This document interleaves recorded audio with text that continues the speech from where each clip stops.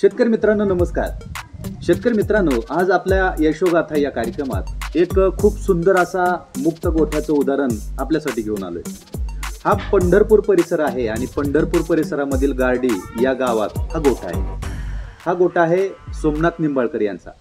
शेतकरी मित्रांनो, आज यांच्याकडे 30 गायी आहेत आणि जवळजवळ 350 ते 400 लिटर दुधाचं डेली कलेक्शन आहे. यामध्ये गाभण गाय वेगळ्याच. तर हा गोठा त्यांनी उभारलेला आहे. अत्याधुनिक पद्धतीचा हा गोठा आहे आणि त्यांनी स्वतः इतर गोठ्यावरती व्हिजिट करून संपूर्ण अभ्यास करून या गोठ्याचं नियोजन केलेलं आहे. सुरुवातीला 3 गायी आणल्या, परंतु त्या गायी पण मरून गेल्या, तरी पण व्यवसाय सोडला नाही आणि आज तब्बल 350 ते 400 लिटर दुधाचं कलेक्शन यांचं आहे दिवसाचं. तर आज अशा जिद्दी आणि यशस्वी दुग्ध व्यावसायिक अशी आज आपण चर्चा करणार आहोत आपल्या यशोगाथा या कार्यक्रमात. नमस्कार. नमस्कार. मी सोमनाथ भारत निंबाळकर. मी स्वतः पोलीस पाटील आहे आणि बँक ऑफ इंडियात बँक मित्र म्हणून पण काम करतो आणि 2017 पासून मी हा व्यवसाय चालू केला आहे. बरं. सोमनाथजी, आता 2017 म्हणजे आता म्हणजे जास्त दिवस नाहीत, म्हणजे तुम्ही 5 वर्षापूर्वी तुम्ही हा दुग्ध व्यवसाय सुरुवात केला. का असं वाटलं तुम्हाला दुग्ध व्यवसाय करावा? काय होतं, माझ्याकडे एकच गाय होती सुरुवातीला. बर. मग असं गाडी आपल्याकडे बुलेट होती. बर. मग 5 लिटरचीच केटली घेऊन जायचो मी गावात गाडीला. मित्र म्हणायचे, अरे एवढी मोठी गाडी घेऊन येतो ना 5 लिटर दूध. मग ठीक आहे म्हणलं, तुमच्या ह्यानं म्हणताय तर चला मग होऊया.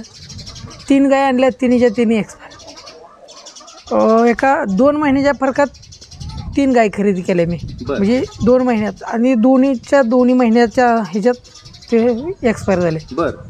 मग त्याच्यानंतर परत विचार केला की आता आपण जर ह्यात थांबलो तर हे काही नुकसान आपलं भरून निघण्यासारखं नाही. बरोबर. जवळजवळ 80-85 हजाराच्या स्वस्तात मी गाय आणलेल्या. बर. तरी पण मी काय केलं, परत अजून 2 गाय टाकल्या. मग ते 2 टाकले होते, जरा बरं वाटायला लागलं दूध व्यवसायात. मग परत वाढवत 15 ते 20 गाय विकतच केले. बर. आणि घरच्या काय अशा मिळून आत्ता चालूला 30 ते 35 गाय आहेत. 15 वासरं आहेत माझ्याकडे. बर. म्हसरं आहेत, खिलार गाय आहेत. साधारणतः 50-55 सगळे टोटल आहेत लहान मोठी मिळून. बर बर. म्हणजे सगळी लहान मोठी मिळून 50 ते 55 जनावर आहेत आपल्याकडे. आता जो नौका तरुण आहे, ज्याला दुग्ध व्यवसाय सुरू करायचा आहे, आता तुम्ही सांगितलं की 3 गायी घेतल्या आणि 3ही गायी मरून गेल्या.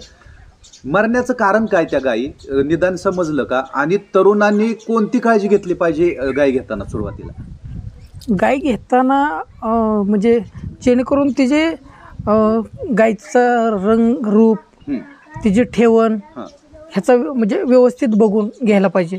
आणि शक्यतो गायी बाजारात न घेता आपल्या गोठ्यावर कशा तयार होतील ह्याची काळजी घेतली पाहिजे. बर.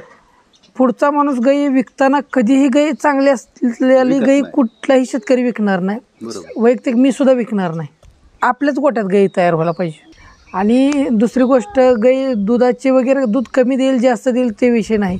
फक्त गाई घेताना एकदम म्हणजे काळी बांडी असायला पाहिजे, भुंडी असायला पाहिजे, चौकाला वगैरे मोठी असायला पाहिजे, तिची कासाची ठेवण वगैरे व्यवस्थित पाहिजे. आणि आजारपणाचं कसं, आता तुम्ही सांगितलं की ती गाय मरल्या म्हणजे त्यांच्या पोटामध्येच काहीतरी पत्रा वगैरे खाल्लेलं होतं त्याने, लोखंड. बर. जे जेणेकरून ते गाय जोपर्यंत गाभण होती तोपर्यंत तिचं पोट त्या वासरामुळं जाम होतं. बर. म्हणजे ते लोखंडाला वगैरे हलायला चान्स मिळत नव्हता. बरोबर. आणि ज्यावेळेस ती गाय वेली त्यावेळेस त्यांच्यानंतर ते जी जागा आहे ना पोटातली मोकळी झाली. मग ते लोखंड ती ज्या वेळेस गायची हालचाल होईल, चालेल इकडं तिकडं, त्यावेळेस ते लोखंड जे आहे ते शरीरात आणि जखम करायला लागलं. त्याच्यामुळे ते गाय एक्सपायर झाली. कारण त्याला खाता पण येत नव्हतं आणि जर खायला तर मग ते जेवढं खाईल ते रवंत करण्यात मागं पुढं होण्यात ते जखम करत होते ते लोखंड. बर बर बर. त्यांची जी गुरं असतात ते असं म्हणजे दुसऱ्याच्या ह्याच्यावरच सांभाळलेली. किंवा आता आपण रोजगाराला जातोय तर पेंडीभर गवत आणेल, दिवसभर गावाच्या कडेला बांधूया. ते काय प्लॅस्टिक खातंय का लोखंड खातंय काय त्यांना काय माहित नाही. बर. मग अशात ते लोखंड वगैरे खाल्लेलं किंवा वैरणीतून कुट्टी कट करताना ज्यावेळेस त्या कटरचे तुकडे वगैरे कट होऊन गेलेले ते डायरेक्ट खाल्लेलं. बरोबर. अशामुळे ते लोखंड, काही गुरांना सवय असते की बाबा प्लॅस्टिक खायचं, केबल खायचे, ड्रीपच्या पायपा काय म्हणजे काही जे गावल ते खायचं. ज्या गुरांचे कॅल्शियम वगैरे कमी होत ना अशी गुरं त्याच्यावर जास्त हे करत. बर बर. पण आपण पण एक दुग्ध व्यावसायिक म्हणून सर्व शेतकरी मित्रांनी काळजी घेतली पाहिजे की कटरचा म्हणजे काय घोटाळा असेल किंवा पिळपाट हालत असतील तर ते व्यवस्थित करणं, किंवा पेंडीतून पण देताना कदाचित पेंडीतून पण हे सगळं होऊ शकतं किंवा चाऱ्यातून होऊ शकतं. हे जी पेंड आहे ना आपली, खपरी पेंड असेल किंवा सरकी असेल, ते साधारणतः चेक करूनच गुरांना द्यायला पाहिजे. त्यात समजत नाही, समजत नाहीये. त्याच्यात कसं मशीन जुने असतात, त्याच्यात मशीन मध्ये कट करताना ते कुठं नट बोल्ट येतात, कुठं पत्र तुटून येतात, आणि ते काही लक्ष देत नसतात कंपनीवाले. डायरेक्ट भरायचं, वेट करायचं आणि पॅकिंग करायचं. मग हे तर आपल्याकडून आल्यानंतर सरकी पेंड जी आहे ती सकाळची पेंड संध्याकाळी भिजू ठेवायची आहे म्हटल्यानंतर संध्याकाळीच भिजू घालायला पाहिजे. आणि ज्यावेळेस ती पेंड ठेवतो गुरांना त्यावेळेस एक मोठा लवचंबूक घ्यायचं मॅग्नेट, ते त्याच्यातून असा हात घालून फिरवून घ्यायचं. म्हणजे जे काय जेणेकरून जर लोखंड असेल तर त्या मॅग्नेटला चिकटून येईल बाहेर. बरोबर. मग आपल्या लक्षात येईल की बाबा कंटिन्यू नाही येत पण बऱ्याच वेळा येत. म्हणजे ही काळजी घ्यायला पाहिजे मित्रांनी. बरोबर. सोमनाथजी, आता मला तुम्ही सांगा की हा व्यवसाय तुम्ही सुरू केला, 3 गाय होत्या सुरुवातीला, त्या मरण पावल्या, पुढचा कसा प्रवास ठरला, म्हणजे की पुढे काय केलं तुम्ही? मी एकतर बँक ऑफ इंडियात होतो जॉबला आणि आहे पण आता. मग विचार असा केला की 3 गाय मिळाल्यानंतर आमच्या घरची म्हणले आता मग हे नुकसान कुठून भरून काढायचं, मग अजून 2-3 गाय घेऊ. आमच्या मिसेसचं म्हणजे ते म्हणलं मी बघते, ह्या हिशोबावर आम्ही वाढवत गेलो. आता सध्या जर सांगायचं झालं तर ते पूर्ण गुरांचं जे काम आहे ते एकटेच बघतात दिवसभर, जे काय असेल कमी जास्त, आणि संध्याकाळी आम्ही बघतो. म्हणजे सकाळ संध्याकाळ दाराला मी असतो, दिवसभर मी एकदा गेलो बँकेत का मग ते पाठीमागचं हँडल करतात. बर. आणि मग कशा, म्हणजे कुठल्या गाय निवडल्या तुम्ही? कारण सुरुवातीला पण तुम्हाला दगा फटका झाला होता, तर मग परत विचार करून म्हणजे ताक पण आपण फुकून पिऊ असं अवस्था झाली होती दुग्ध व्यवसायातली, तर मग हे कसं केलं तुम्ही? मी मॅनेजमेंट म्हणजे कसं सांगोलच्याच बाजारमधून आणल्या, नंतर पण अजून डेअरिंग करून, पण त्यावेळेस थोडं चेक करताना मी पैकी काळजी घेतली की बाबा त्या गाईला आपल्याला काय जाणवलं की आता ह्या गाईत आहे का, ह्या हिशोबाने मी बघून गाय घेतल्या. आणि त्या हिशोबाने तुम्ही गाय खरेदी केल्या. बरोबर. मग काय किमतीनं खरेदी केल्या त्यावेळेस गाय तुम्ही? त्यावेळेस मी 1,82,000 रुपयाला 2 गाय आणल्या होत्या स्वस्ताईमध्ये. त्यावेळेस दुधाला होतं दर साधारणतः 22, 23, 25 रुपयाच्या आसपास. तरी पण 92,000ची गाय तुम्ही घेतली? हो, आणली. बरं. आणि त्याच्यानंतरचा कसा प्रवास सुरू झाला? आज एवढ्या तब्बल म्हणजे लहान मोठ्या 55 गाय आहेत आपल्याकडे. आता 2 गाय आणल्यानंतर माझं दूध जायला लागलं साधारणतः 22-23 लिटर जात होतं. मग परत मला वाटायला लागलं की 20 लिटरचं कॅन नेसतो आपण 40चं भरलं तर. बरं. म्हणजे गाडी मोठी आहे. मग मी विचार केला 40चं कॅन्ड भरूया. 40चं कॅन्ड भरल्यानंतर परत वाटायला लागलं 40 कॅन्ड तर आपल्याकडं 2 कॅन्ड टाकूया आपण, सांगाडा ठेवूया. सांगाडा ठेवूया. मग त्याच्या हिशोबात वाढवत मी परत असं म्हणजे प्रत्येक आठवडा असा गेला नाही की मी गाई खरेदी केली नाही. एक आठवडा मी गाय आणतच गेलो. म्हणजे तुम्हाला तो छंदच लागला. म्हणजे पैसे पण मिळायला लागले ना. पैसे मिळायला लागल्यामुळे मग ते जरा बरं वाटायला लागलं. मग 2 केंड जायला लागली का मग परत विचार केला की आता थोडं वाढवूया अजून. मग परत मुक्त गोटा केला मी. साधारणतः 1 केंडावरच मुक्त गोटा केला. परत गाय वाढवल्या, परत मोठा गोटा बांधला. आत्ता साधारणतः 300-350 लिटर दूध आहे 2 टायमाचं. साधारणतः 17-18 गाय दूध देत आहेत. बाकीच्या 12-13 गाय गाभण आहेत आणि वासरं. आता हा मुक्त गोटा करायचं ठरवलं, म्हणजे तुम्ही म्हणताय की सुरुवातीला मुक्त गोटा खरं तर केला आपण, परंतु हा मुक्त गोटा करायच्या वेळेस तुम्ही कुठं अभ्यास केला का किंवा कुठे इतर शेतकऱ्यांच्या गोट्यावरती गेला? हो, बरेच. म्हणजे ज्यावेळेस माझं ठरलं की माझ्या डोक्यात आलं की बाबा आता आपल्याकडे एवढी गाय आहेत तर आता आपण मोठं डिझाईन बनवूया जेणेकरून गुरांना व्यवस्थित फिरता येईल. आमच्याकडे डॉक्टर असतात, अवताडे डॉक्टर, त्यांच्या म्हणण्यातून आलं की एका गायला कमीत कमी 10x20ची जागा पाहिजे ओपनमध्ये.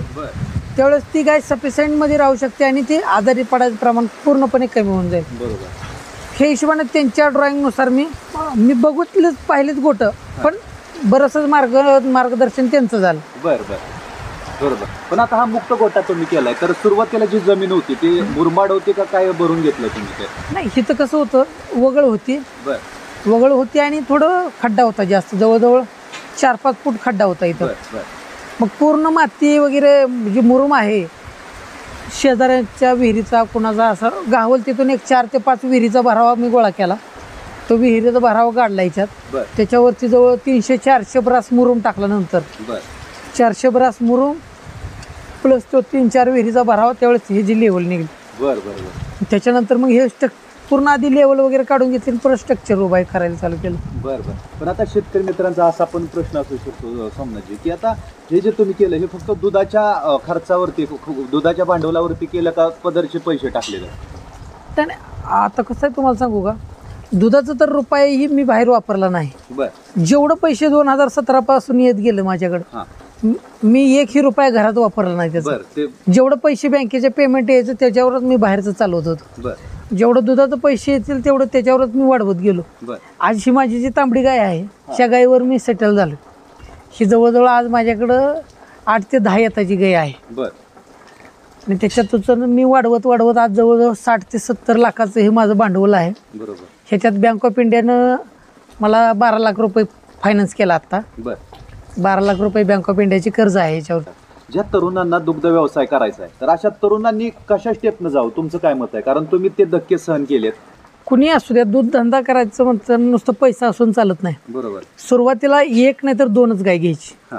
2 गाय ज्यावेळेस आपल्याला सेटल होतील त्याच्यानंतर 2 वाढवायच्या. कारण ज्यावेळेस 1 गाय असते त्यावेळेस तिचे बारीक बारीक आजार बारीक बारीक हे लक्षात येते आपल्या की बाबा तिला काय होते, काय द्यायला पाहिजे, काय करायला पाहिजे, अशा बारीक बारीक गोष्टीवर लक्ष द्यायला पाहिजे. आणि त्याच्यानंतर त्याच्यानंतरच वाढवायच्या. हे 2 हे झाल्या का ते दुसऱ्या 2 टाकायच्या. तुम्हाला एक अंदाज येईल की एका गायला किती खाद्य लागतंय, किती चारा लागतोय? नाही, खाद्याचा नाही. खाद्य कितीही खाऊ द्या गायनं, दूध कमी देऊ द्या पण खायला पाहिजे. एवढं माझं तर बारीक बारीक जर आजार तिचे हे करायचे असतील चेक करायचे असतील तर आपल्याला 1 गायपासून 2 गायपासूनच सुरुवात करावं लागेल. म्हणजे त्याचा पूर्ण अभ्यास झाल्यानंतरच तुम्ही उतरला. 2-2, 4-4 टाकत गेलं तरी काढायचं. सगळ्या गायी आहेत हळूहळू टप्प्याटप्प्यानं वाढत गेला. तर सगळ्यात महत्वाची जात म्हणजे सिमेंट्स म्हणतो आपण त्याला. आपण इम्पोर्टेड सिमेंट्स वापरलं का साध्या सिमेंट्सनं गाय वाढवतात? नाही आतापर्यंत तर मी साध्याच गाय हे करत होतो. गेल्या वर्षीपासून मला काय हे म्हणजे कल्पना नव्हती की बाबा सिमेंट्स बाबत म्हणजे असं काही इम्पोर्टेड असते काय. प्रत्येक जण माझा बेंगलोरची गाय आणूया, पंजाबची आणूया, हे करूया ते करूया. पण नंतर आमच्या डॉक्टर साहेबांनी सांगितलं की मला असं नाही म्हणले, गाय आपल्या गोठ्यातच तयार व्हायला पाहिजे. त्याच्यानंतर त्यांनी सांगितलं मग कुठलं भरायला पाहिजे, काय करायला पाहिजे. मग मी त्यांना विचारायचो की बाबा काय करायला पाहिजे. मग गेल्या वर्षीपासून मी हे चालू केलं. डेन्मार्क म्हणून आहे, डेन्मार्क भरले. आता ABHचे पण काय भरलेत. आता WWHचे पण काय भरणार आहे. आता याच्यामध्ये माझे 15 गाय गाभण आहेत. 15मध्ये 7 गायला हे भरले डेन्मार्क भरलेलं आहे आणि 3 गायांना ABHचं भरलेलं आहे. आणि जे बाकीच्या 4-5 आहेत त्यांना आपलं लोकलचंच भरलेलं आहे याच्यामध्ये. म्हणजे तुम्ही सगळं मिक्स केलंय म्हणजे सगळ्या गोष्टी तुम्हाला अनुभव यावा याच्यासाठी. कुठली एका सिमेंट्स वरती तुम्ही भर नाही दिला. त्यांची दुधाची कॅपॅसिटी वगैरे चेक करायसाठी. त्याच्यानंतर आपण ते चांगलं ब्रीड वाटेल ते वाढवायचं. बरं, आता सगळ्यात महत्वाचा मुद्दा खाद्याचा सगळ्यात महत्वाचा प्रश्न असतो. आता ह्या गायांचं खाद्यासाठी तुम्ही तुमच्या शेतात किती वैरण केलेली आहे किंवा बाहेरून काय विकत चारा घेता का? हो, कसं नियोजन असतं चाऱ्याचं? 40% घरची असते वैरण, ही 60% आणि 40% विकत. 40% विकत म्हटलं तर फक्त मी मोरगासाठीच घेतो मका आणि बाकीचे जे आहे ते ऊस असतोय. मग घरचा 2 एकर ऊस आहे. आता नवीन 1 एकर लागण केली. मकवान आहे, मका आहे 2 एकर.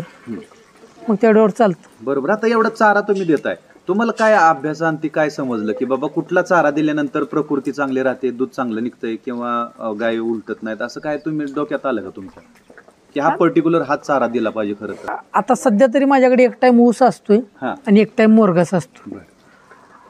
सकाळी मोरगास ऊस असतो, संध्याकाळी मोरगास असतो माझ्या गुरांना. मोरगाचं कसं होतंय, बायचान्स कुठं बाहेर गेलो तर पाऊस आला काय झालं तर आपण लगेच खड्ड्यातनं मोरगास काढून आणून टाकू शकतो. बरोबर. ज्यावेळेस जास्त पाऊस होईल त्यावेळेस आपल्याला खड्ड्यात जाताच येत नाही. बरोबर. त्याच्यामुळं पूर्ण म्हणजे हे करूनच करावं लागतं नियोजनमध्ये. वैरण खराब झाली तरी चालते पण शिल्लक पाहिजे असं नियोजन करावं लागतं. बरोबर. म्हणजे जर वैरण शिल्लक असेल तर आपल्याला पण टेन्शन काही करता येते. आता याच्यामध्ये वैरणीमध्ये म्हटलं तर माझ्याकडं कडवळ असते, प्लस हरभरा भुसा आहे वाळल्यामध्ये आणि मिळाला तर कडबा पण असतो. बर, म्हणजे की ओला आणि सुक या दोन्ही प्रमाणे. बरोबर. मुरघासाचा काय फायदा जाणवला तुम्हाला? मुरघासाचा फायदा म्हणजे दुधाची लेवल एकतर तुटत नाही. बर. दुसरी गोष्ट गुरांची तब्येत जी आहे ती मेंटेन राहते. बर.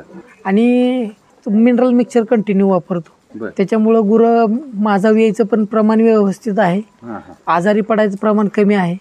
दुसरी गोष्ट एकदा भरलं की गाय राहते. म्हणजे आरोग्य चांगलं राहण्यासाठी किंवा दुधाची लेवल तुम्ही जसं आता सांगितलं, तर कुठलं पशुखाद्य वापरता, त्याचं प्रमाण किती असतं आणि त्या पशुखाद्यामध्ये अजून कोणकोणती वेगळी, म्हणजे भुसा असेल किंवा मक्याचं भुसा असेल किंवा मिनरल मिक्सचर असेल, हे किती वापरता किंवा वापरता का नाही? आता माझ्याकडे फक्त मी गोदरेज कंपनीचं समृद्धी तेवढं पशुखाद्य वापरतो. बर. त्याच्यामध्ये कसं आहे, त्यांचं प्रमाण आहे 10 लिटर दूध देणाऱ्या गायला फक्त 3 किलो पेंट ठेवतो मी. पर लिटर 300 ग्रॅम प्रमाण.